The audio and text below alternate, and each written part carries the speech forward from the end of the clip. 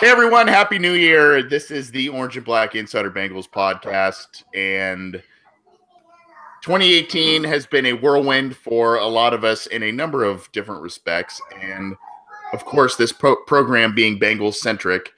For the Bengals, it's been very, very different in a number of different facets. And you know, we had a show already this year, but more and more changes are coming for the Cincinnati Bengals. And we've got a guest. We've got my co-host, Scott Schultze. We've got a celebrity guest host that's with him. Scott, how are you, buddy? I'm doing pretty good. It's a little distracted, but it's pretty nice out here. Ever since we had Epiphany, the temperatures, I'm no longer going to work at -14 below zero. In Ohio, it's great. We're having a heat wave. We got up to 20 a couple days ago, and I think it's supposed to get up to like 30 or something. So yeah.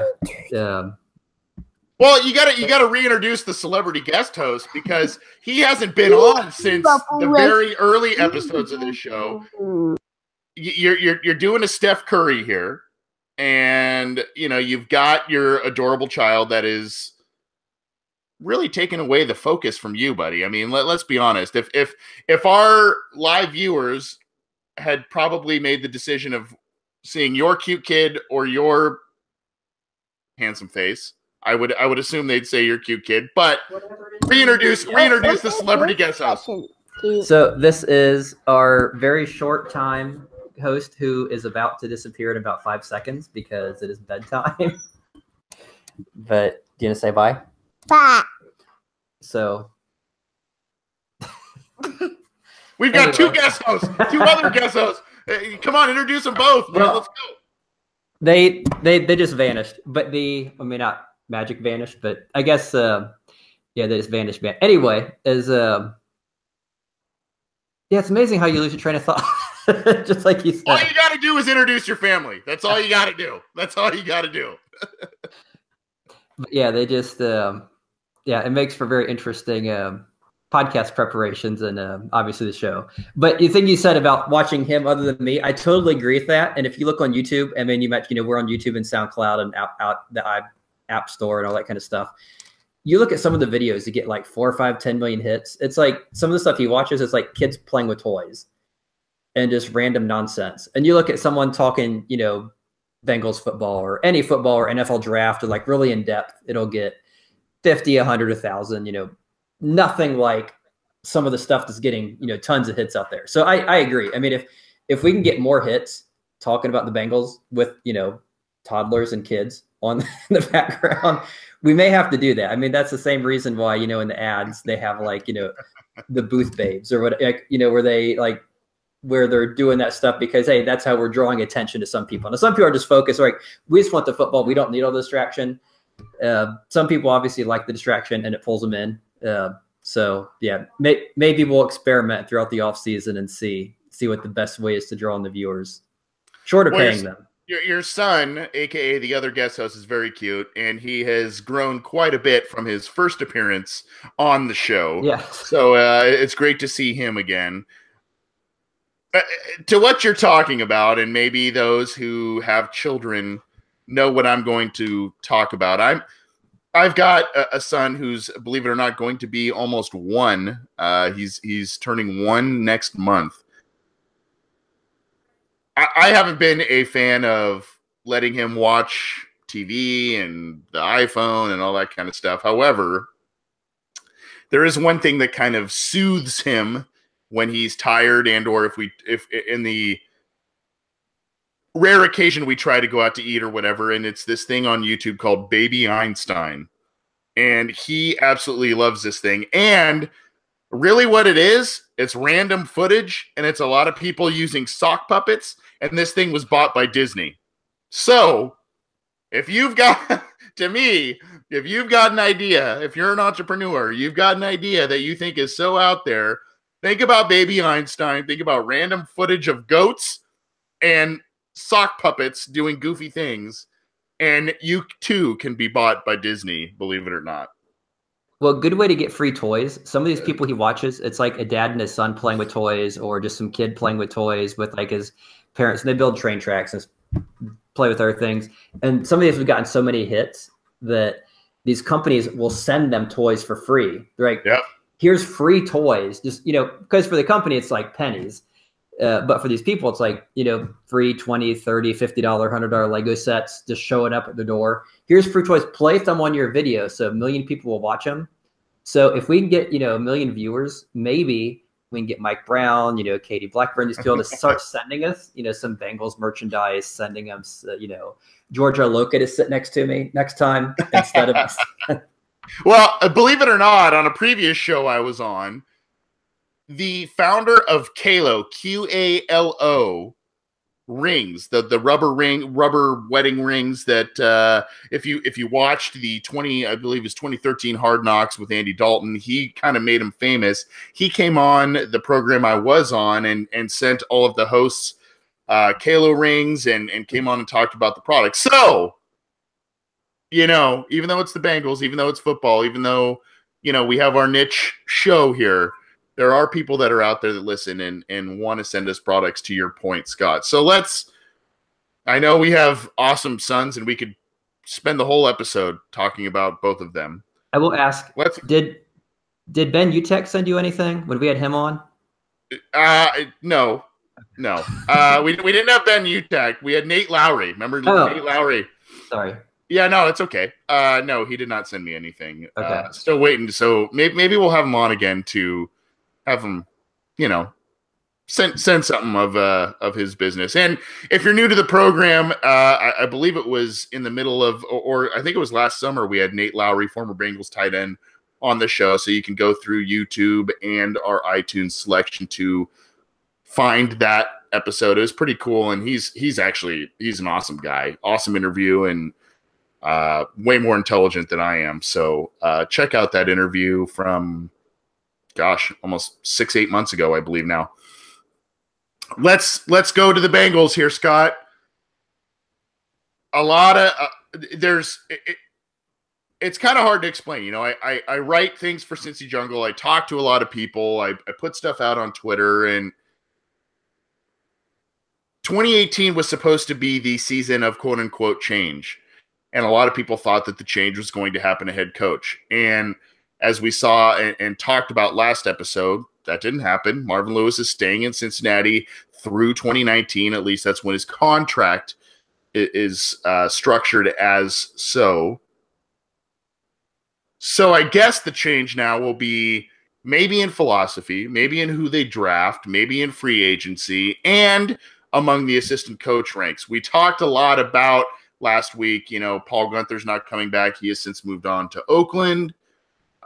Paul Alexander is not coming back, and the Bengals have made a number of hires. I guess the most notable, and I want to get your thoughts on this gentleman. I knew him a bit from reputation, but didn't know him a ton until he was hired by the Bengals. Terrell Lawson, the defensive coordinator now for the Cincinnati Bengals, formerly of the Lions, an assistant at Arizona, an assistant in Baltimore. Seems to be a well-respected guy and a guy that had potential head coaching type of, I guess, background. Wasn't going to happen this year, but he's now the defensive coordinator. I guess your thoughts on that, Scott, as well as he's made some quotes as, I'm going to form a scheme around the players I have, and I'm going to kind of play to those strengths. There are some things that seem to be a little bit akin to what Paul Gunther did, dropping defensive linemen in coverage and that sort of thing. But it seems like he's a pretty well-respected guy, no? Yeah, and I think that's one of the things. It's one of those interesting moves where, you look at the statistics, you look things like whether you like Football Outsiders, the DVOA on defense, whether you look at, points allowed, yards allowed, rushing, pass, whatever statistics you look at. In 2014, when Terrell Lawson joined the Lions, he had a great season pretty much by every metric. in 2015, 2016, and then 2017. So the last 3 years, those numbers pretty much went downhill, kind of settled around the average, below average ranks. So you look at just from the like number statistic perspective, some people weren't too excited about the hire. You can understand why. If you're just looking at that, hey, Detroit didn't do very well defensively. They let us, beat them. Our offense that was struggling all year. Detroit's playing, so we had kind of firsthand view late in the season. They're playing for their playoff lives and their defense can't stop us, and we go and win. So you have that perspective. Then you have the other perspective, as you mentioned. Everyone seems to think he is the greatest thing. The Detroit Lions fans are really upset he's gone. They speak very highly of him. Players speak really highly of him. Everything you read about this guy, the team loves him. The fan, like, he's just a great person, a great coach, a great leader, a great person to have on that team. So there's obviously some sort of disconnect between how everyone thinks of him and, the actual production on the field. And the biggest reason for that seems to be the roster. They talk a lot about how he had some really good players who left, like DeAndre Levy and Ndamukong Suh, who left in 2014, and a couple others, and they never really got the players back, and the players that got back in, like Ansah and so forth, kept getting hurt. So the one thing he gets here is obviously, I think no one would argue that they have a much better defensive roster. You have some great players up front. And from what I've read, his schemes tend to begin and end up front. Like if they don't have a good front, which when they lost Fairley and Suh, they kind of went downhill. So you have, Geno Atkins, who's obviously elite. You have guys like Carl Lewis. You have Michael Johnson, who seemed to resurge last year, and Dunlap, who's very good. So you give him a better roster. And I think this is going to be a very good chance to see, okay, is all the hype, everything we've heard that, hey, this is a great guy. He's a head coach in training. He's a great players coach. He knows how to utilize everyone. And hey, now we're giving you a pretty solid roster. I mean, granted, it's not the 85 Bears or whatever, but it's still, in today's free agency age, it is I think top to bottom, it's a solid defensive roster. There's holes, but it's a solid roster. So let's see, can he put that all together and give us, the defense they're hoping for? And that's kind of the interesting thing that, okay, Gunther has been solid, been decent. They've been above average. But, is Terrell Lawson the guy who's going to take them that next step? The one concern I have is the thing you mentioned, how he said all the right things, that, hey, we're going to, build to the strengths of this team.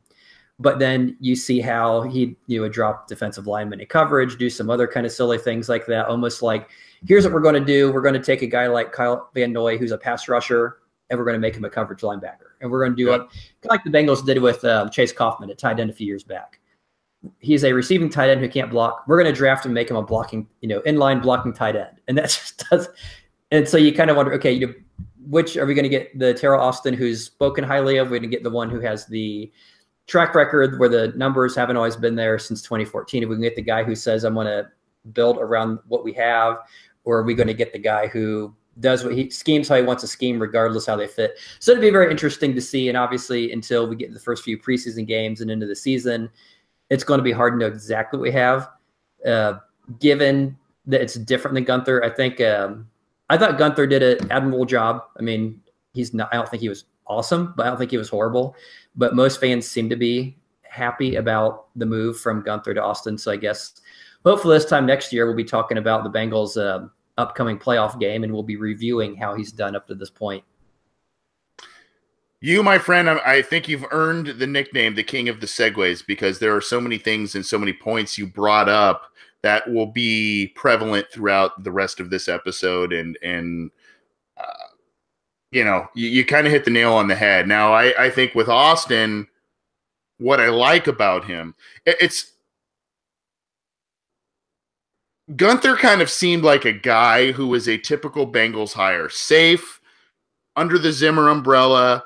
The players knew him, ran the same scheme, and while the defense wasn't necessarily flashy, especially last year, they were for the most part disciplined. They knew what they were doing, and it was the same type of system that a lot of those players knew under Mike Zimmer. Now, unfortunately for Gunther, I thought he was probably resided in terms of his tenure with the Bengals defense. I think he resided in between above average and average. I thought he kind of teetered to above average in terms of a defensive coordinator, but there are a number of facets that he did not seem to coach up with the Bengals. And it also seemed that if the Bengals were good at rushing the passer, they were not good at defending the run.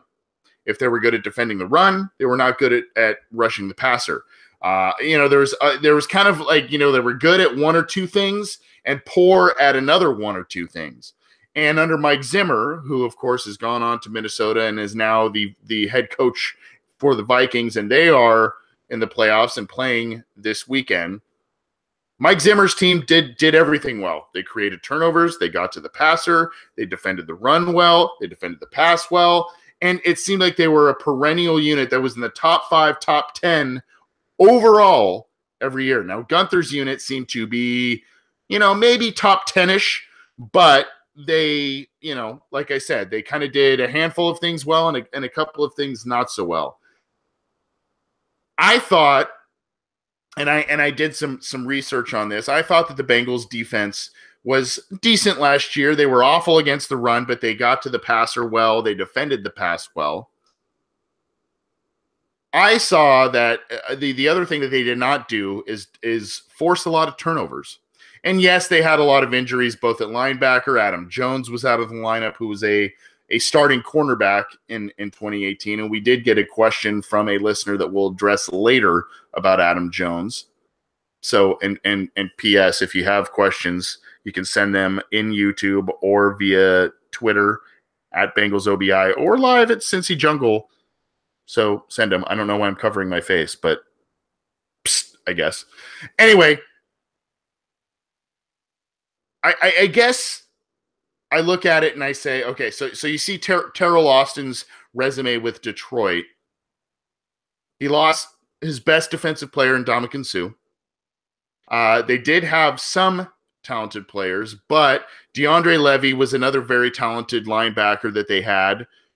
He kept getting hurt. Kyle Van Noy was kind of a round peg square hole, and that didn't work out.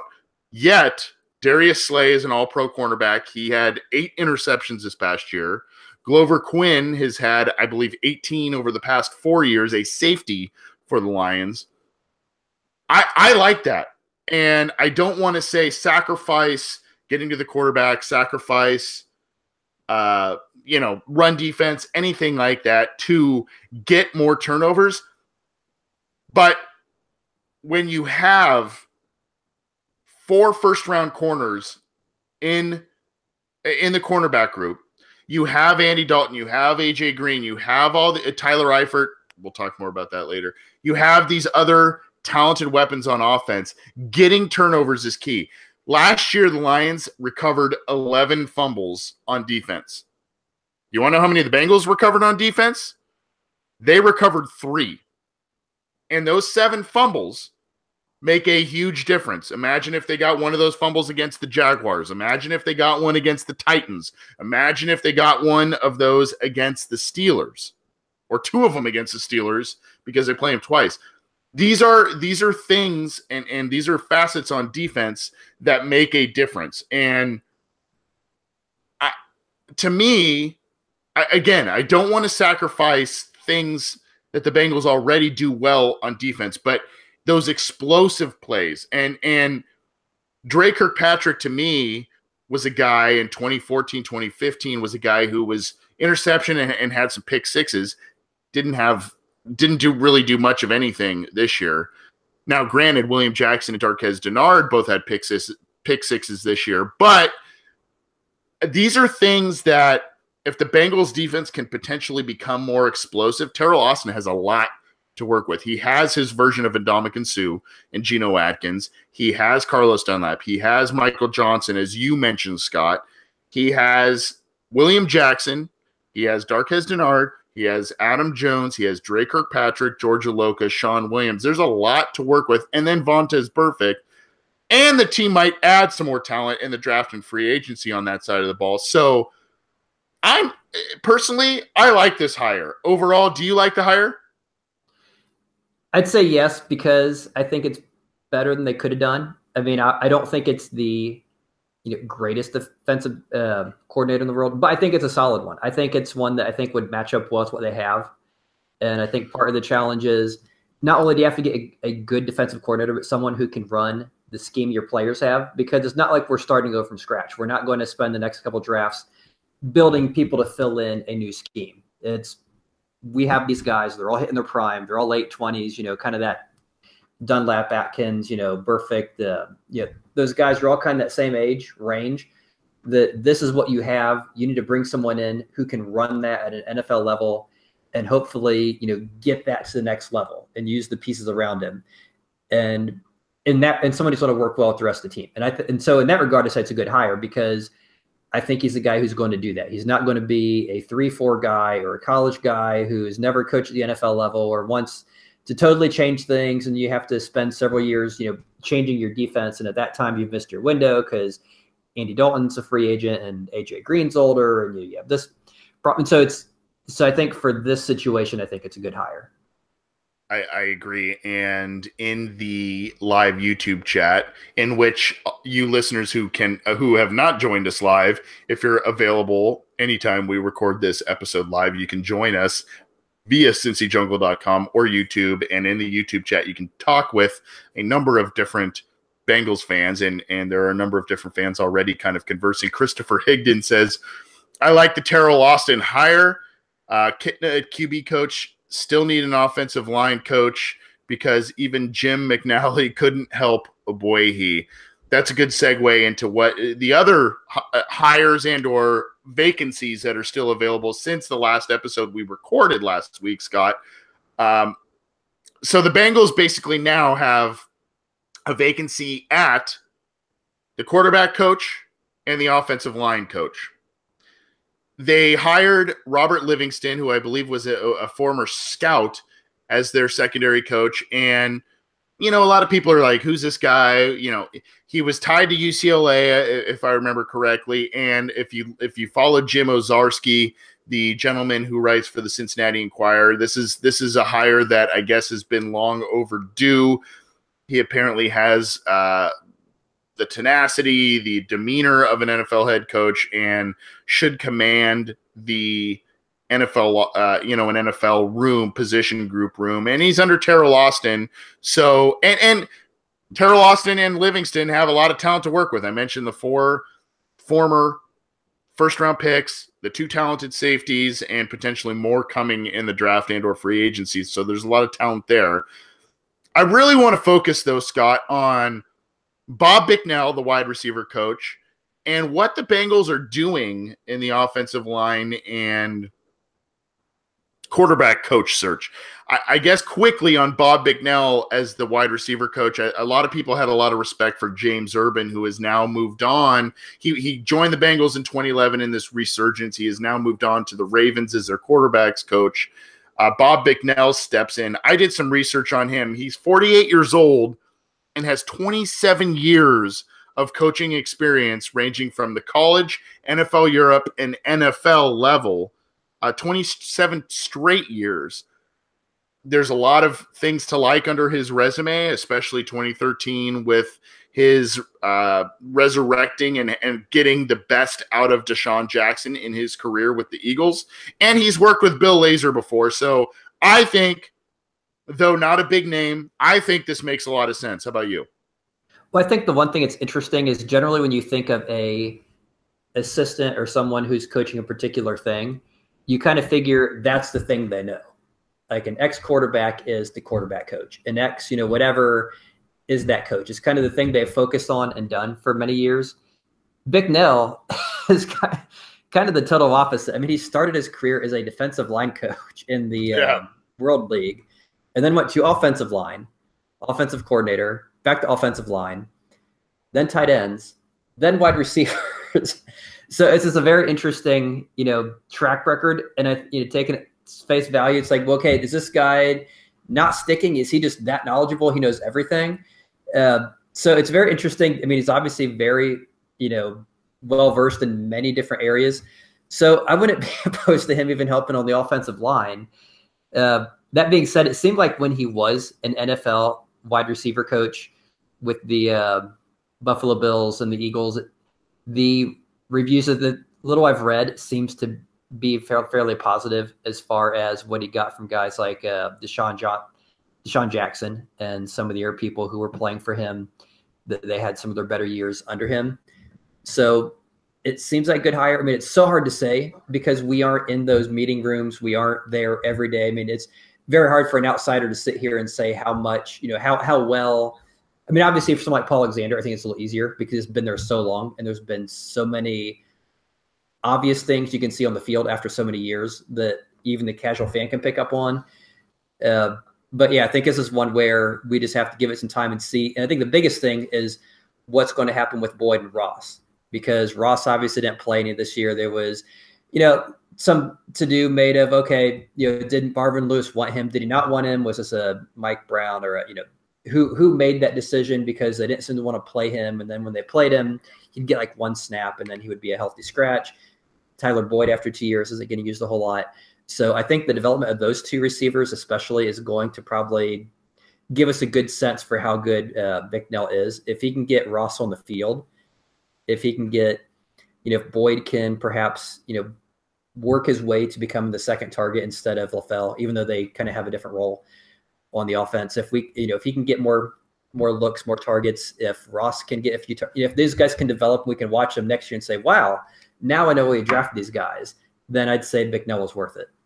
I wholeheartedly agree. And I'm not going to reiterate what I will reiterate what you said, but not verbally on the podcast because I don't want to waste too much time, because I wholeheartedly agree with what you said. And I want to talk more in a minute about those wide receivers. And I think that the goal for Bill Lazor and Bob Bicknell and everybody else on that offensive staff and Marvin Lewis is to get the most out of John Ross, to get the most out of Cody Cord, to get the most out of Josh Malone, those young guys that you've invested a lot of capital in, to, getting them to be productive on offense is huge. Now, when you look at the two open positions that are still yet to be hired, now, again, we're recording on Wednesday evening. This could change later in the week, but offensive line coach, again, Paul Alexander, guy who's been the coach of that on the Bengals and of that position group.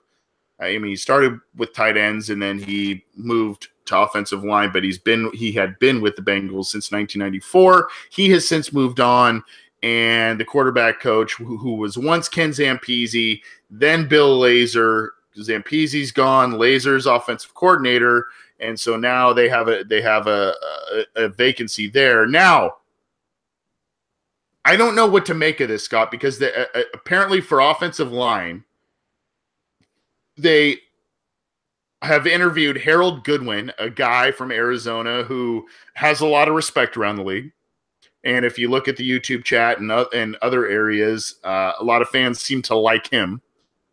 And then they also, believe it or not, are talking to 70-plus-year-old Pat McNally, an internal candidate who has been with the Bengals in a number of different capacities, was their former offensive line coach when they had Max Montoya, Anthony Munoz. And if you saw Anthony Munoz's tweet, he loves Pat McNally. And then you have Jon Kitna as the quarterback coach. So I don't really know exactly what to ask you here, I guess, except for do the retreads and the guys they're familiar with, does that make sense? Or is that a total Mike Brown move and the Bengals should be expanding their periphery a little bit in terms of their coaching search, even if they're at the lower level position coaches areas? Those are some kind of odd names. I mean, I'm not saying a 70-year-old guy can't coach. And, obviously Munoz, loving him, Munoz, one of the best left tackles ever. That carries some weight. But, that was something this guy would have been doing 30 years ago, not, 30 years later. There's no guarantee what this guy was doing in, 1988 matches what he'd be able to do in 2018. And of course, the thing we don't know is, the tweets and the different things that we're getting and the insider information. How much are we actually getting? Are we getting every person they're looking at? Or are we just getting some of the people they're looking at? I assume there'll probably be a couple hires that catch us off guard that we didn't quite know were being interviewed. But yeah, some of the names, I assume they're out there because they're former Bengals. And so they're names that obviously, carry some interest in, this guy, this former quarterback at Kitna is now interviewing quarterback, or, as you mentioned, the 70-year-old coach. At that point, they might as well throw out names like Dave Shula and, Sam Weish. And so it's, you never really know until you know.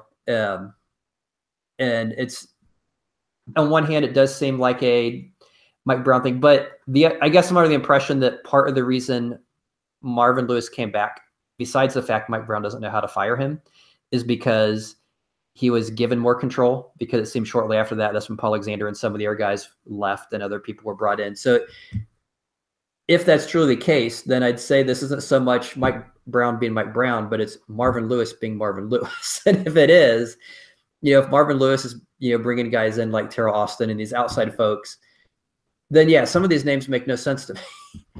But it's hard to say. I mean, I've never met Jon Kitna. I've never met McNally. I can't say if they're going to be good or bad for the role.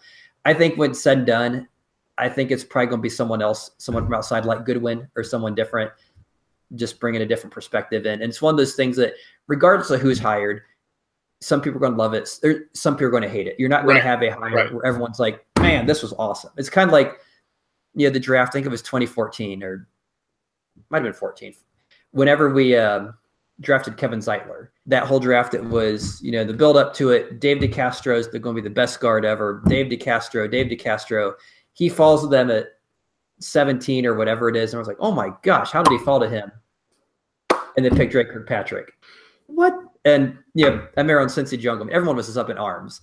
And it falls back to them at like 21 or whatever the next pick was, when the one they got from Oakland, they trade back with the Patriots. And again, everyone's up in arms. How could you pass on this guy? And then they pick Kevin Zeitler at 24, 27 or whatever it was. And Aaron's like, very frustrated. It was a very frustrated week of posts and of comments on Cincy Jungle at that point. You go back years later, like, oh, okay, perhaps that was not so bad of a hire. So regardless of who is hired, I'm sure some people are going, it's going to be the Castro Zeitler thing. Some people are going to be up in arms and furious. And some people are going to think it's great. And some people say, trust them. We think they know what they're doing. So yeah, until the person's hired, it's really hard to say one way or the other. Yeah, I saw some comments in the YouTube chat about Jon Kitna, and I believe it was, I don't know if it was Bass Hunter or somebody that said, what is Jon Kitna going to do for Andy Dalton in terms of if Jon Kitna, who was interviewed for the vacant quarterback coach spot, what can he do for Andy Dalton? And I'm going to say this, I'll start with the Jim McNally interview or the talks or whatever's happening there. I'm going to defer to Hall of Famer Anthony Munoz, and if he likes that hire, great. I will say I have my reservations because that is a gentleman who coached an offensive line, an NFL offensive line 30 years ago and has been a consultant with the Bengals since. So different things are occurring in the NFL. That is a very Mike Brown type of hire. But if Anthony Munoz likes that guy as a coach, I'm going to defer to Anthony Munoz. Sorry. I mean, that's just me. Now, Jon Kitna, there's a couple of things here. For SB Nation and for CincyJungle.com, I have covered the NFLPA Bowl. Now, in terms of college prospect bowls, it's a little bit down the pecking order, but it's in Los Angeles, and it's one that has gained some notoriety. It's been on ESPN, and I remember one of the last ones I went to, Jon Kitna coached the quarterbacks under Mike Martz, the former Lions coach that he played for after he left the Bengals. And I remember him getting into a lot of quarterbacks' faces to make sure that they're doing the right things, making the right reads, all of that sort of thing. And I was, not that in your face is always the best way to coach, but I was pretty impressed with a guy who had really never done too much coaching before, was that animated and that passionate with guys who are approaching the NFL, their NFL careers. I will say that is, again, a very Mike Brown, very Marvin Lewis type of hire. Stick with the devil you know instead of the one you don't. But Go back and look at some of the quotes from Carson Palmer when Jon Kitna left the Bengals for the Lions, and you will see some very flattering comments, some things that Carson Palmer had said. I didn't know what to do as a professional quarterback. I could have been thrown into the fire in year one and flopped. Jon Kitna taught me how to be an NFL quarterback and how to be technically really, if you look at the quotes, how to be a man. And, whether that's the religious background that Kitna has and whether that's, whatever you want to think about that. But when Carson Palmer says that, and Carson Palmer has always been the ever politician in terms of speaking to the media and all of that. I tend to think that if Carson Palmer has a lot of respect for Jon Kitna and the way that he helped, and you have to understand whether you're in your own job or when you look at an NFL career, think about if you're in a high-profile job making quite a bit of money and you've basically got a year or two left in your career, even though you think you still got you have a year or two left until the company lets you go. And yet you feel that you've got 5 or 6 years left before retirement.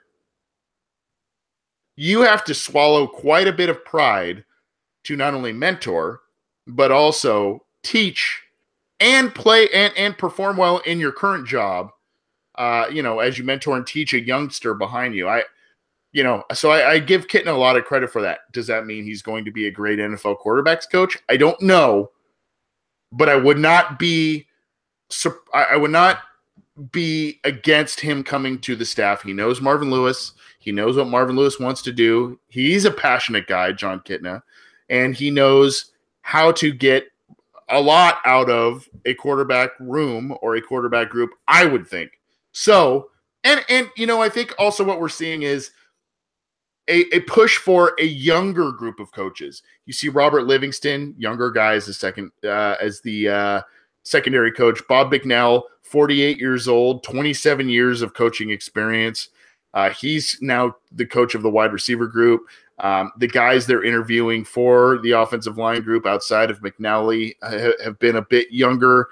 Bill Lazor, definitely a younger guy. So I think that there's this youth movement that maybe we hope will resonate with the Bengals as they move on from their coaching search. What do you think about the Bengals coaching searches aside? I know we've got thoughts about Marvin Lewis. What do you think about that? You can get in touch with us on YouTube, on SoundCloud, on iTunes. You can download the program on all of that, as well as get in touch with us on Cincy Jungle, on Twitter at BengalsOBI, and via email, theobinsider@gmail.com. Scott, you had another comment about Jon Kitna and the potential opening at quarterback coach.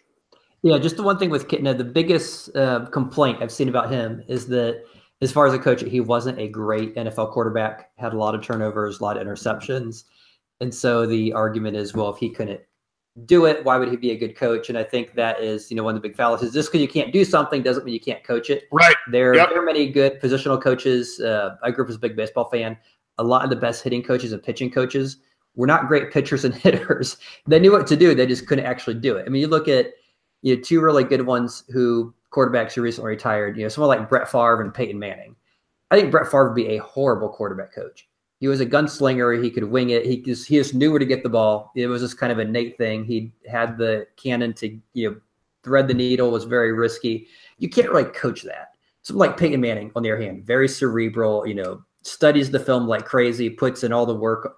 That's something you can instill in a young guy. Hey, you need to spend so many million hours in the film room, watching film, developing your sense of your offense, of the opposing defenses. Where you can break down their game plan as good as their own defensive players. And that's something.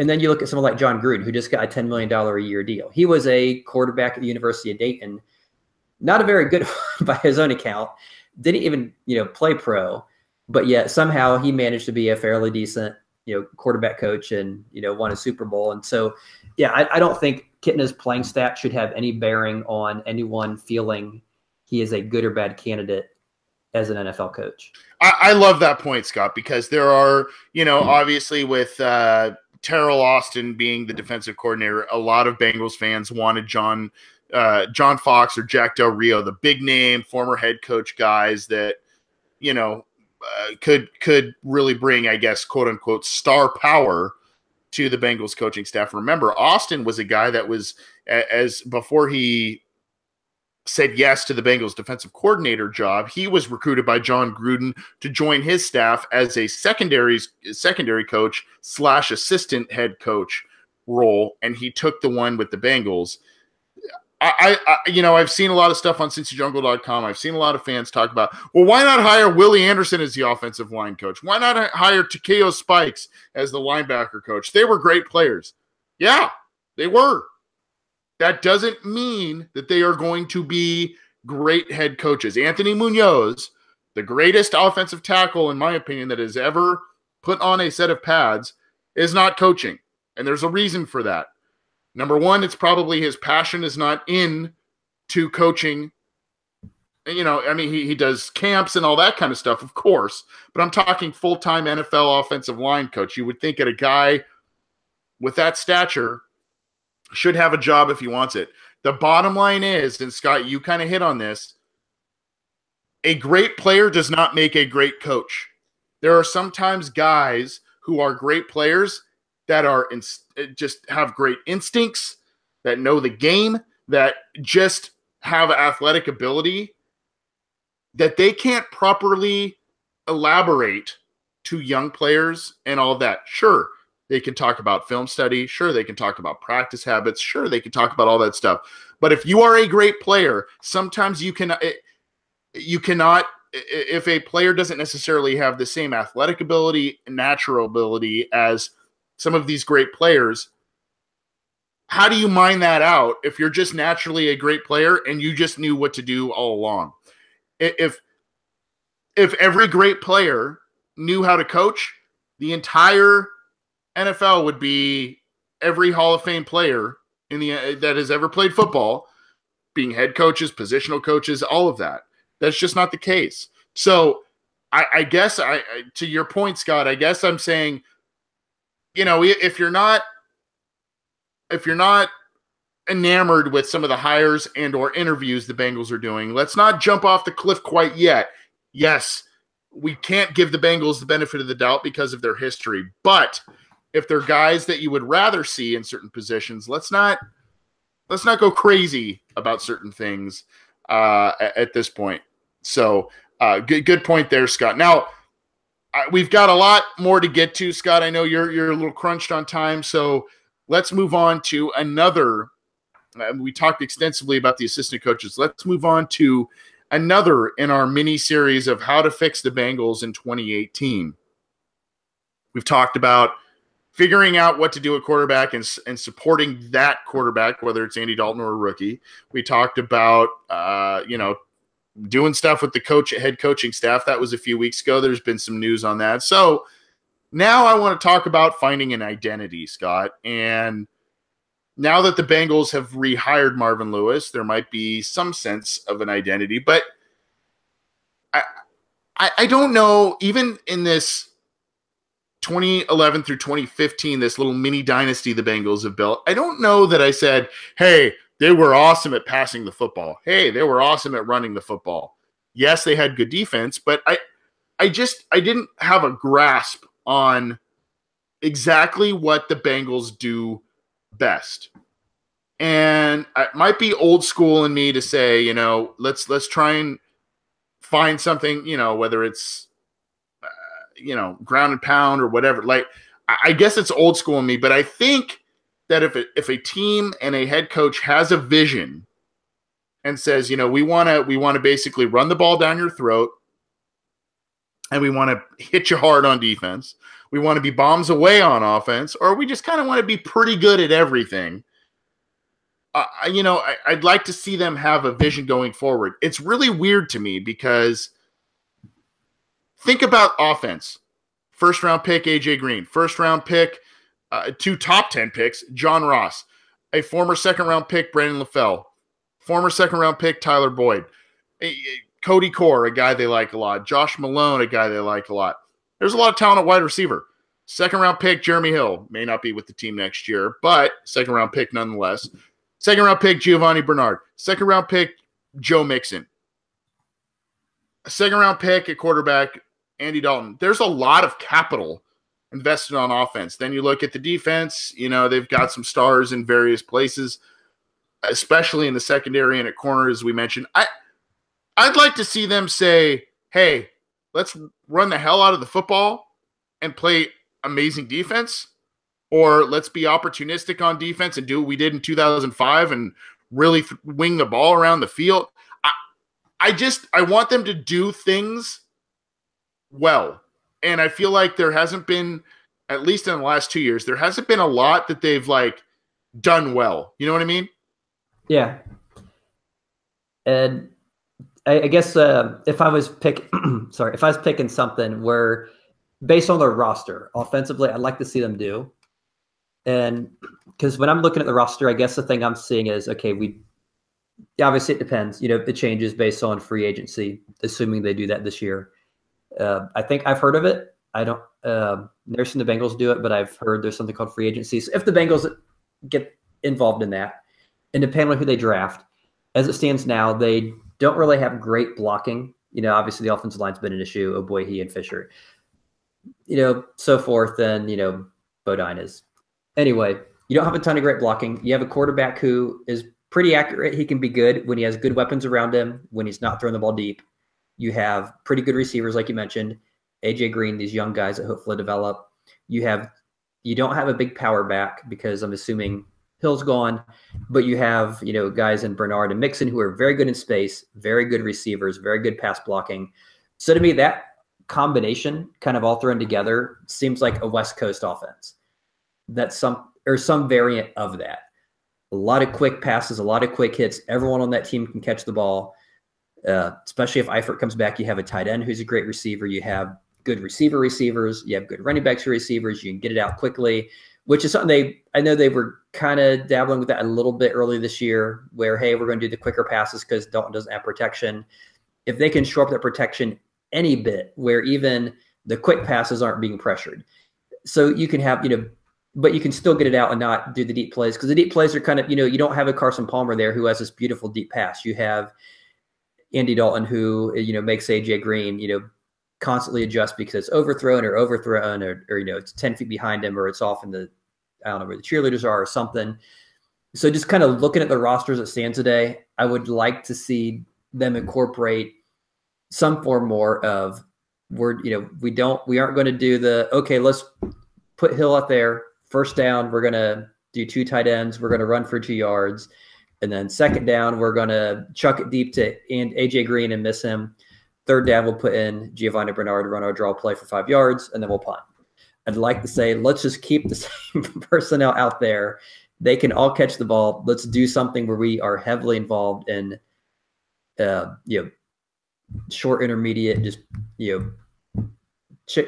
chunk and, nickel and dime your way down the field based on their roster as it stands today. Yeah, I'd like to see them have a semblance of a plan of what, and of course this goes into adjustments. This goes into the whole argument of that. But I would just, like you said, you talked about a West Coast offensive attack.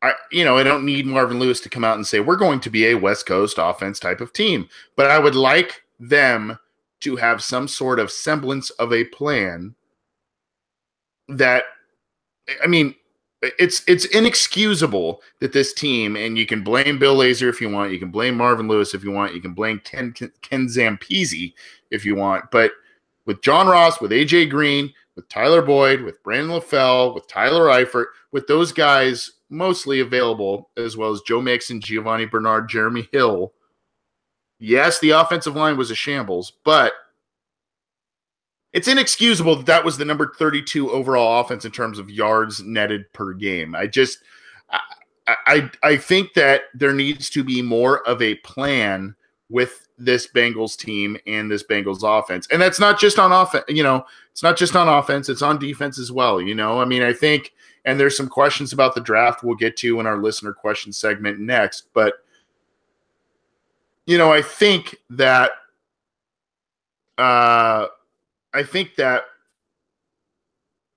the team just kind of needs to have a clear vision. Maybe that's what Marvin Lewis stressed in his recent contract negotiation. I don't know, but I think there needs to be a clear vision. I like, the thing I like about the Bob Bicknell hire is the fact that he is familiar with Bill Lazor. So when you have guys that are working under or working with other coaches, at least there's a clear vision from this guy to this guy to this guy to the players. And, I can't say the same with Jon Kitna for the QB coach, that sort of thing. But if that trickles down, at least everybody is on the same page and knows what they're doing and knows what is expected of them, knows what the scheme is supposed to be, then I think you're going to see more effectiveness. Yes, more personnel needs to be added. Yes, the offensive line needs help and all of that. But, I think that's going to be what's key for the Bengals going forward in 2018. What do you think about the Bengals' identity? What should they be? Should they be a Steelers type of team, a ground and pound? Should they be a bombs away type of team? Or should they be balanced based on all of the talent they have both in the backfield and on the outside wide receiver positions?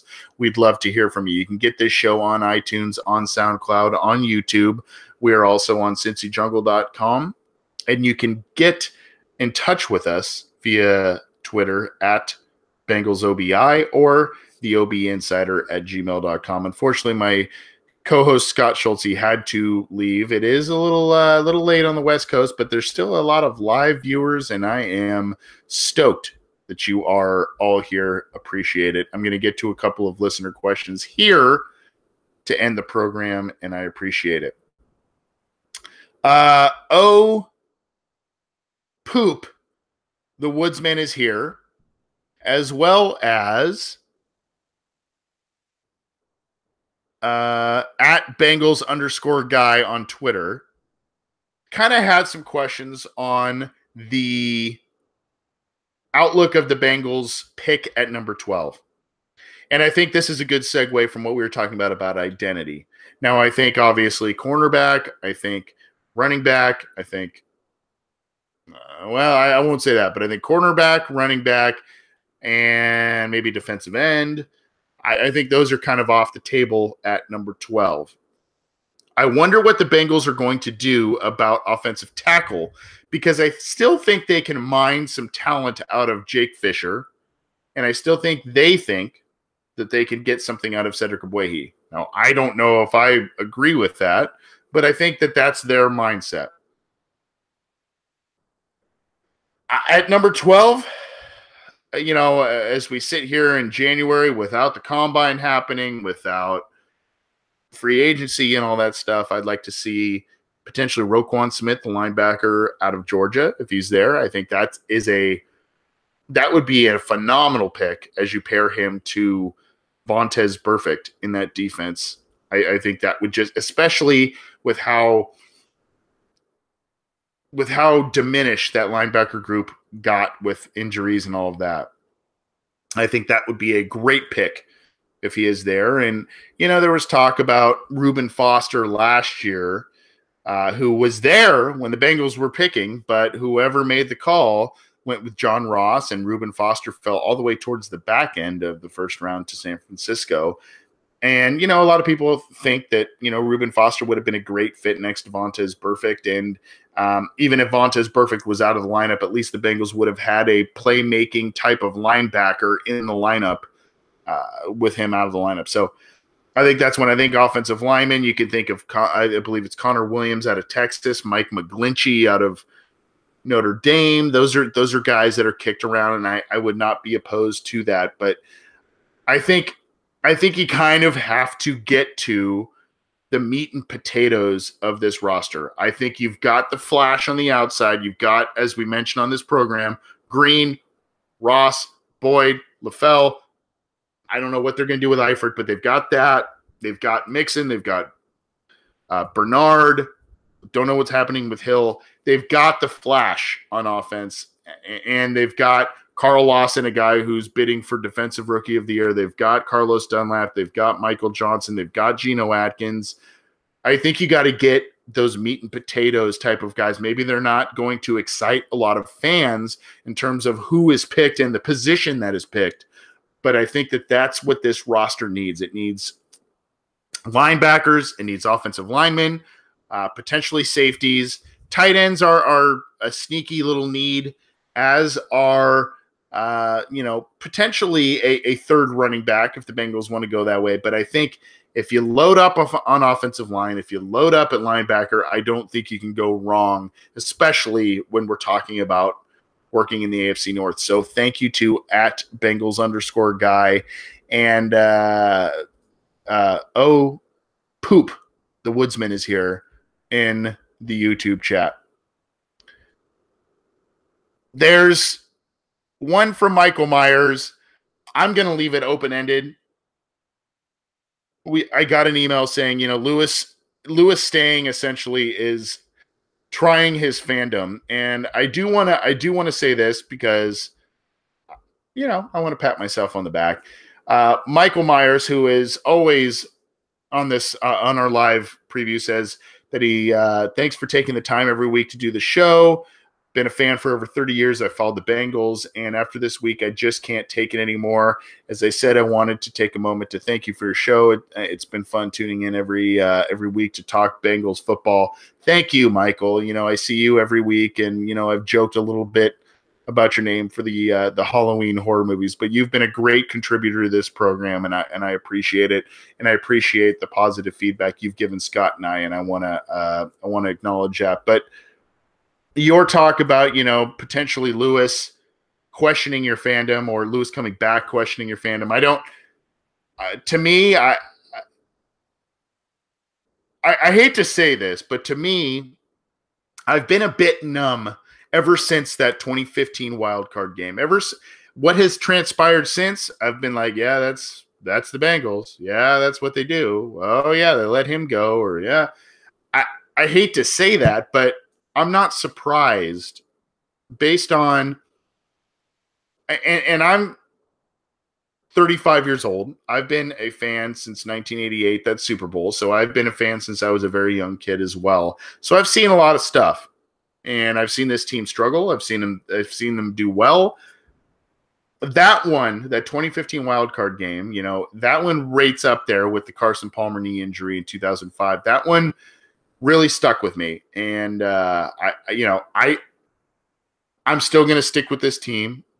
I'm still passionate about them, but I do need to, like I think many fans are, I do need to see changes. I do need to see operational changes. Now, Marvin Lewis is back. That's not a change. Are they going to be more aggressive in free agency? That would be a big change. Are they going to, we talked about Anthony Munoz earlier in this show, a guy, nobody on the Bengals team should ever wear 78, ever. And are they gonna do a Hall of Fame, a Hall of Champions? That would be a great thing to extend to the fans, even though they haven't won a Super Bowl or anything like that. That would be something that I would think they should do. They've not done it. Are they going to build an indoor practice facility? There's no indication of that. There are things. I hate to. It's not. I almost am hesitant to say it, but it's almost like you're in a one-sided relationship with somebody where you love them, you see the good in them, you see certain aspects of things with them that's what I love about them. Yet it's not always reciprocated, and or it's rarely reciprocated. And the Bengals, they're fun at times. They tease you when they go to the postseason. I'd like to see them do things differently. And for those of you who have either been involved in nonprofits, charities, businesses, schools, whatever, you see shortcomings in terms of how those organizations are run. Yet, you also, if you've been involved in a family-owned operation, you have seen what that can do. And unfortunately, the Bengals, like it or not, and however they want to mask it, they are a family-owned operation. And that is what it is. So I'm leaving this open-ended. I'm still a fan. My fandom has been greatly tested. Trust me. And I've had my struggles with still rooting for them, especially these past 2 years since that wild card game. But I want to leave it to you guys, and I'll let you guys talk about it. But it's a valid question of, is your fandom tested since Marvin Lewis is now returning for the next 2 years, and we'll see. There's talk of Terrell Lawson, a gentleman who might be the coach in waiting under Marvin Lewis. That was kind of a plan with Hugh Jackson, but we'll see. But a great question, and thank you for the support, Michael Myers. Appreciate it, my friend. Let's kind of get to a couple others here. There is one from Teresa Krieger I saw, or Krieger. I'm sorry if I'm mispronouncing that, but something about the effect of Pac-Man's role in 2018, especially with, I think this is a great question, with William Jackson on the roster, who, by the way, in case you don't follow Pro Football Focus, I know there's flaws and whatever else you want to talk about, but if you know, he's one of the best graded cornerbacks in 2017 in their metrics in terms of completion percentage, his way, passes deflected, all of that stuff. He has been amazing against Antonio Brown, by the way. So there's him. There's Darqueze Dennard, who was in, he's going to be in the final year of his contract. Obviously, there's Drake Kirkpatrick, who they re-signed, and a new defensive coordinator. What's the deal, to channel my Jerry Seinfeld, what's the deal with Pac-Man Jones? I honestly do not know. I would like to think that William Jackson should be the starter on this team, a cornerback. And I think, based on Pro Football Focus's metrics and everything else, I think he is the best cornerback that they have. Speed, ability to knock away the ball, athleticism, big playability. I really like this kid. And I liked him a lot coming out of the draft a couple of years ago. I didn't necessarily – I did pick him to the Bengals, but it was a second-round pick. But I did pick him to the Bengals in one of my mock drafts. But I don't know if I like him, if I liked him at the time, given that they had so many first-round picks on the team. But at cornerback. But he has proven, at least in his first year of being getting extensive playing time, he has proven to be their best and most reliable cornerback. I think, without a doubt, he should play next year. Now, if Marvin Lewis truly is sticking to his word, and if he is hiring guys that is playing to that philosophy, Terrell Lawson, if you've seen some quotes from him, he's saying, I'm going to mold the defense around who I've got. I'm going to play, kind of the best guys, that sort of thing. I think, especially the Lions defense, who was so great at creating turnovers and all that, I think that Jackson needs to be on the field often, starting in 2018. And this is the thing that, we can sit here and we can criticize, there's not a change of head coach, there's not a change at certain areas, that sort of thing. Perhaps the philosophy change is the thing that's needed with the Bengals. And perhaps part of that philosophy change is letting the young guys play over some tried and true veterans that Marvin Lewis likes, that Mike Brown likes, and that need to get on the field. To me, if you were to ask, based on what I saw last year, based on Pac-Man Jones's age and all of that, there is no doubt that William Jackson should be starting at cornerback over Adam Jones. And to be honest with you, the best two cornerbacks last year were William Jackson and Darqueze Dennard, not Drake Kirkpatrick and not Adam Jones. Now, Adam Jones was hurt, and ended up on IR. I get that, but I kind of see, and I've said this before on this program, I kind of see a Leon Hall, Darqueze Dennard, and Jonathan Joseph, William Jackson, type of dynamic with those two guys. And I think that they need to roll with that. That doesn't mean they need to get rid of Drake Kirkpatrick. That doesn't mean they need to get rid of Adam Jones.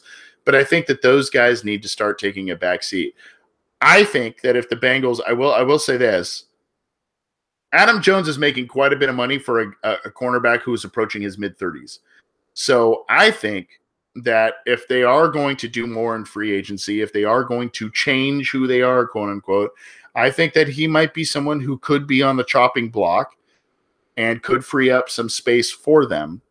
I don't know that they're going to do that, but I don't necessarily want to see that because Adam Jones provides some big playability at corner, provides some big playability on special teams, but I just think it's at some point you got to move on, and you've got to play these young guys. Terrell Lawson is a prime example of playing young guys over other players. You have to do that. We are going to get out of here in just a minute. Thank you for all of your questions so far tonight. I got one last week, and unfortunately I didn't get to it on last week's episode. It was from Max Meehan. And it has to do with Marvin Lewis and Paul Alexander leaving the Cincinnati Bengals. And if that means that Lewis has wrestled some sort of form of power from Mike Brown and all of that. We do not, I don't know. You know, I cover the Bengals. I kind of hear news through the grapevine and all that stuff. And I pride myself on kind of knowing a lot of things about the Bengals, especially as they break. None of us can really know the dynamic and the relationship between Marvin Lewis and Mike Brown, except for those two gentlemen. I don't know. And I've met both of them in person, not together, but I've met both of them in person. I've talked to both of them somewhat extensively. I don't know the extent of their relationship. My guess is there is a significant amount of trust between Mike Brown and Marvin Lewis, and that's kind of how it is, and that's why he has been retained for what is going to be now 17 years. But, you know, Paul Alexander has always been a Mike Brown guy. He started as a tight ends coach, moved himself into the offensive line coach, and has coached with the Bengals since 1994. I've said on this program before, I know a college football offensive coordinator. He's at a minor program, but he knows Paul Alexander and attends Paul Alexander's yearly, it's a symposium of some sort of coaching and offensive line coaching and kind of an educational type of seminar, if you will, that Paul Alexander puts on, both that he speaks at and other coaches speak at. And he is a very well-respected guy in the business. I'm going to say that. And I know a lot of people have their own thoughts about Paul Alexander, but that's the truth. I've heard it. I think that, yes, it was beyond time to move on from Paul Alexander. Does that mean that Lewis went into Mike Brown's office and said, "Hey, if you want me, you gotta let Paul Alexander walk"?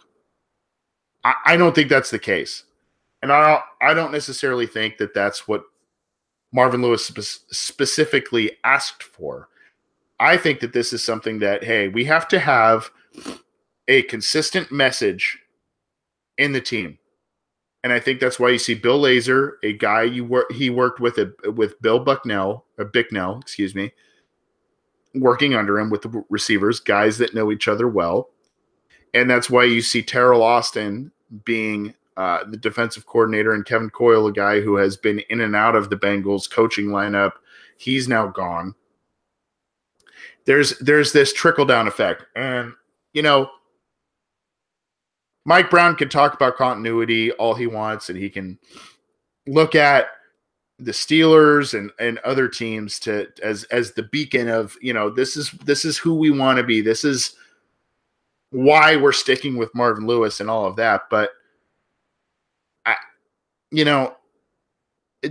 if you have certain figureheads that are there and other guys that kind of come and go, or if you have a head coach and he's not on the same page as the defensive coordinator or the offensive line coach, and you have to remember that Paul Alexander wasn't just the offensive line coach, he was the assistant head coach. So you have to imagine he still had quite a bit of say both in the draft room and personnel and just kind of all around how the team was formed. So I think at that point, I don't want to say that Marvin Lewis pushed Paul Alexander out the door or said, we're not going to rehire this guy. But I think that it's kind of what I think there's probably some things that happened that happened in 2011, which was, if you want things to kind of turn the corner again, we need some change. Things have gotten stale. Now, of course, everybody's going to argue that Marvin Lewis has gotten stale. I've argued that. But I'm not the one in charge of the Bengals, so Marvin Lewis is staying.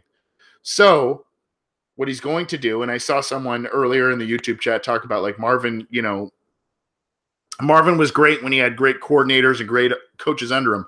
I completely agree with that.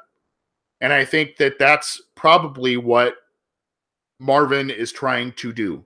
And I think that Marvin is a good coach. I don't think he's a great coach. And I'm on record for saying that. I think he's a great man. I think he's done great things for Cincinnati.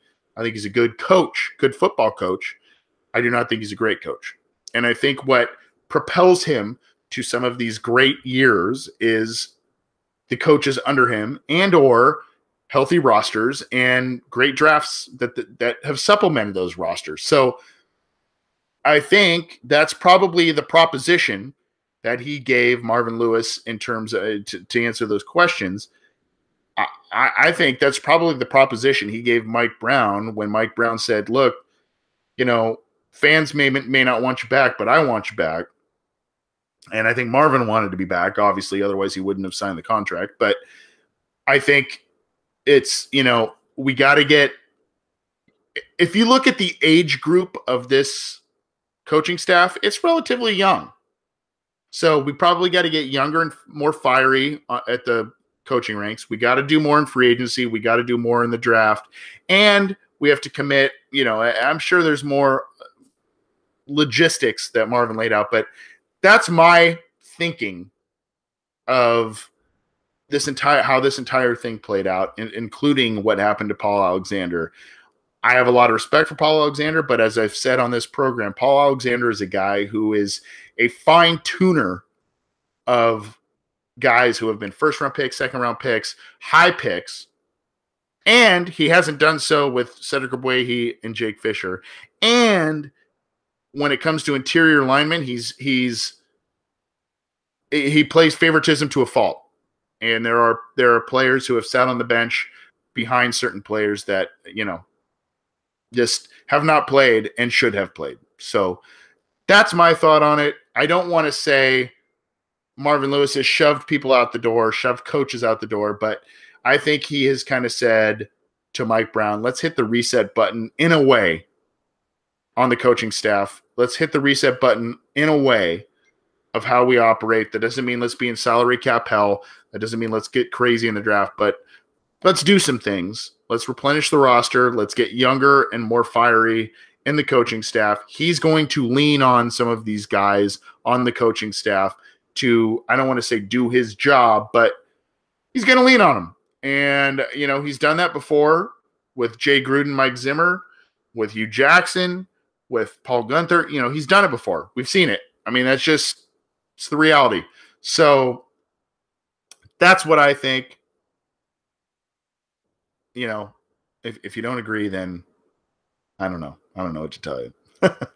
Thanks for tuning in, everybody. Appreciate all of the questions. Appreciate all of the live listeners. You can get in touch with the program on via Twitter at BengalsOBI or via email, the obinsider@gmail.com. You can also get the program on cincyjungle.com, on iTunes, on SoundCloud, and YouTube. Subscribe to us. Appreciate all the support. Appreciate you guys tuning in live. I know this is not the most active time for the Cincinnati Bengals, but they're shaking up the coaching staff. Guess what? They're going to start, before we know it, they're going to start going into We're going to get into the combine and all kinds of different scouting bowl games. Then it's free agency, and then it's the draft before you know it. So stick with us. Appreciate you tuning in. Always keep those questions coming our way. And you know what? Keep the faith. I know the Bengals aren't in the postseason, but let's try and be positive in 2018. What do you say, huh? Thanks.